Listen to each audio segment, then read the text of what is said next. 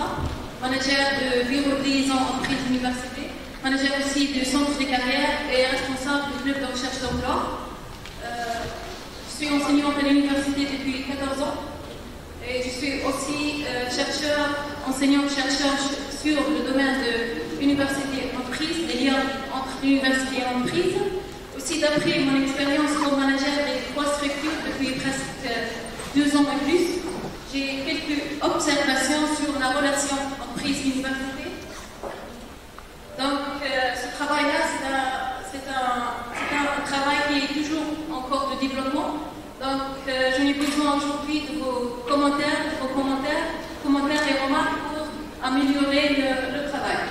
Donc, comme introduction, on peut dire, après l'indépendance de l'enseignement ou le secteur de l'enseignement supérieur a eu beaucoup de changements concernant la structure, la formation, les lois qui gèrent les structures d'enseignement supérieur, les centres de recherche, les lois qui gèrent l'enseignement, qui gèrent les chercheurs et les enseignants-chercheurs. Aussi, le secteur ou le monde socio-économique a eu aussi beaucoup de changements en termes des lois, d'investissement, en termes de création des structures qui motivent ou qui supportent la création de l'emploi, qui supportent aussi la création des entreprises. Donc, ce changement-là aussi est aussi confronté par le changement mondial ou par la globalisation de toutes les activités, soit concernant la recherche scientifique ou l'enseignement supérieur. Donc, l'université algérienne, aujourd'hui, est face à un grand challenge et de s'adapter devant ce grand changement. Donc, on fait appel à la qualité, à l'assurance qualité. Donc, ici, l'Algérie a essayé d'implémenter une structure qui renforce la qualité de l'enseignement supérieur, mais cette structure, dont mes collègues ont déjà parlé, a besoin encore de renforcement en termes de cadrage juridique, financier et humain. Donc, concernant cette structure, elle travaille avec la référentielle d'assurance qualité. Sincèrement, moi, je ne suis pas expert en qualité, je ne suis pas formée sur cette référentielle, mais d'après mon expérience et d'après mes recherches concernant les liens université-entreprise, j'ai pris la partie de domaine de la relation de l'université avec le secteur socio-économique. J'ai essayé d'analyser quelques rapports et structures qui sont liées avec ce sujet, aussi d'analyser des lois qui concernent la relation université-entreprise, en utilisant aussi une enquête qui est une enquête déjà réalisée par le bureau de liaison concernant la relation université-entreprise d'après le point de vue du chercheur de l'université de BISCRA. Donc, concernant les domaines de la qualité, on a 7 domaines par le référentiel de la qualité. Les domaines sont recherche scientifique, gouvernance, l'infrastructure, on a aussi la relation de l'université avec le secteur socio-économique, on a la coopération, etc. Donc on a pris le 6e domaine, on va essayer de le évaluer. Donc on a l'hypothèse principale, c'est l'université du BISCRA a des liens officiels avec le secteur socio-économique et elle maintient sa relation avec ce secteur. Donc on a les 2 hypothèses secondaires. La première, l'université du BISCRA contient des structures qui permettent d'établir et maintenir des liens de collaboration avec ce secteur. Et la deuxième hypothèse, c'est le corps universitaire, c'est-à-dire les enseignants et les administrateurs ou les managers de l'université sont prêts pour la relation ou pour établir et maintenir la relation université-entreprise. Donc, selon la méthodologie, j'ai essayé d'utiliser, comme j'ai déjà dit, le référentiel d'assurance qualité, analyse des rapports et des lois des structures qui ont une relation avec ce sujet. Mon expérience dans la direction des structures qui a entamé des rencontres, des salons d'emploi, etc., des tables rondes avec les entreprises. Aussi, on a utilisé les résultats premiers de l'enquête de bureau de liaison.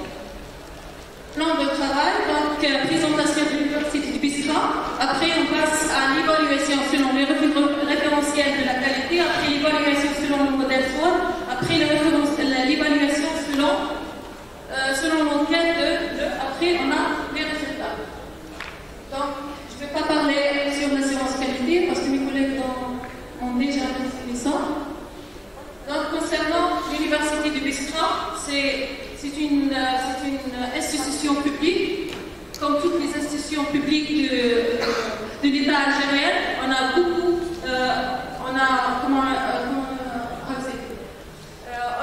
un effort humain et on a un effort matériel. Donc, on dit on a une capacité immense, pour entamer le plan stratégique de changement et de développement, mais on a besoin encore de qualité. Donc, l'évaluation selon les référentiels de qualité, si vous voulez par exemple le référentiel de qualité, vous trouvez 4 champs dans le domaine de la relation université-entreprise. Donc, participation au développement des collectivités locales, on a relation avec les entreprises et on a la recherche et développement, on a aussi formation et suivi. Donc, les tableaux sont longs, donc je ne vais pas mentionner tout ça.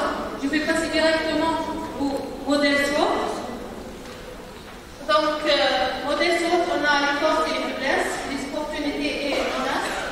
Dans le côté interne de l'université de Biskra, comme j'ai déjà dit, l'université a une infrastructure et matériel immense qui peut entamer le changement et le développement et qui peut aussi entamer ou établir des relations avec l'industrie. Concernant la faiblesse, il y a une insuffisance dans le côté de formation professionnelle, dans la normalisation des laboratoires de recherche, etc. Concernant les opportunités, le secteur socio-économique de l'université de Biskra contient beaucoup d'opportunités concernant l'expertise, la formation professionnelle, etc. Concernant les menaces, l'université algérienne est menacée par les experts, les boîtes privées, les universités privées, etc. Par les formations complémentaires, etc. Concernant l'évaluation par l'étude de pérodisation, donc l'étude elle est un peu longue. J'ai pris juste trois résultats. Donc, pour parler de l'échantillon, l'enquête de pérodisation était destinée à toute la communauté universitaire, les enseignants et les doctorants, depuis juin passé, mais malheureusement, on a eu juste 138 réponses. Les réponses, dans la majorité, sont venues du département des sciences économiques, du département de la technologie et du département de sciences exactes. Donc, nombre de collaboration par les enseignants. Donc, on a pris ici les items. On n'a aucune collaboration, une fois par an, 2 fois par an et 3 fois par an, et plus de 3 fois par an. On trouve que plus de 40% des enseignants ou des doctorants n'ont pas de relations ou des collaborations avec l'industrie ou avec le secteur socio-économique. Et on voit ici aussi plus de 30%, ils ont une seule collaboration par année avec le secteur socio-économique. Cette collaboration est, dans la majorité, c'est le stage des étudiants, sans les thèses. C'est la seule relation qu'on a avec le secteur socio-économique. On a aussi l'existence des interactions entre l'université de Biskra et le secteur socio-économique. On a pris ici les items pour les questionnaires. Oui, j'ai des liens officieux avec l'industrie. Oui, j'ai des liens non officieux. Aussi la troisième, non, aucun lien, mais je voudrais développer. Non, je n'ai pas besoin de ce genre de liens. On trouve ici que plus de 50% n'ont pas de liens avec le secteur socio-économique et ils veulent développer. On trouve aussi plus de 26%, oui, j'ai des liens, regarde ici, non officieux. Donc, on n'a pas de lien réel avec l'industrie ou de lien officieux avec l'industrie. Ici, le résultat, plus de 50%, notre lien avec l'industrie stages des étudiants. Et l'industrie n'a pas besoin des stages des étudiants. Elle a besoin des expertises, des formations professionnelles, de recherche communes, etc. Donc les résultats, on a des résultats positifs et négatifs. Donc pour aller directement aux vérifications des hypothèses, donc l'université du Biskra a des liens avec le secteur socio-économique, mais elles ne maintiennent pas cette relation, cette lien. Pourquoi? Parce qu'on n'a pas des structures qui suivent vraiment les programmes de collaboration, qui évaluent les conventions, on n'a pas des structures qui vraiment suivent le plan d'action d'une convention. On fait une convention, on fait cadre de collaboration, après on s'arrête. Il n'y a pas une action réelle pour ces conventions, pour l'évaluation. Pour les hypothèses secondaires, l'université de Biskra contient des structures qui permettent d'établir des relations de collaboration avec l'industrie.